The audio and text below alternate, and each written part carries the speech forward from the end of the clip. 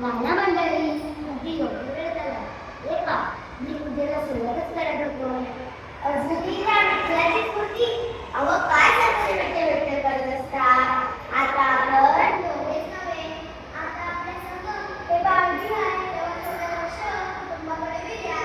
म्हणजे हा जरी विठोबा आपल्या कुटुंबाचा भाग नाही, पण कुटुंबात आणखी मंडळी आहेत की नाही त्यात काय विठ्ठलाशिवाय बाकीच्यांना मी वेळ द्या. सारखं चंद्र फिरवायचं आणि त्या विठ्ठलाची पूजा करायची. हे पहा तुमच्या या माझ्या तो या सर्व जगातून चक्र चालवतो. म्हणूनच आपल्यासारख्या मातीच्या गोळ्याला आकार मिळतो. सर्व त्याचीच कृपा.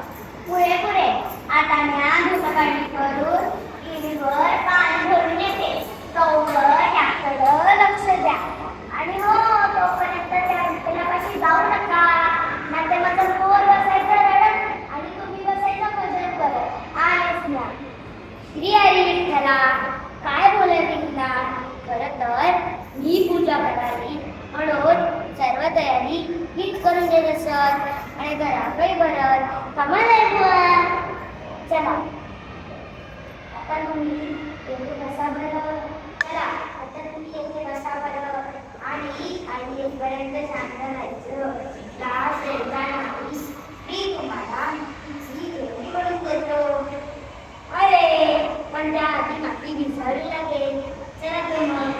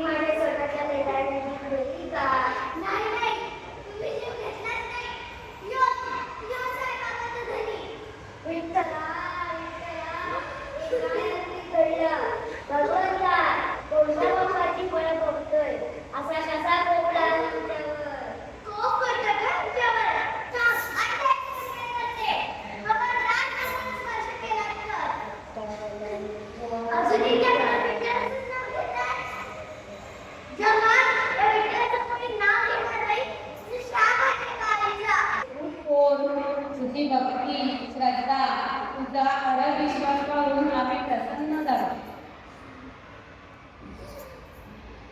मला तुमचे चरण सुद्धा स्पर्श करता येणार नाही. माझं पोट मेलंय. माते तुझं भाग्य हो. तुझा एकुलता एक पोरगी. तू भगवंताशी संघर्ष केला. मग तुझं दुःख मला कसे पोचावे करेल. तुमच्या भक्तीमुळे जगाचे नियमही बदलतील.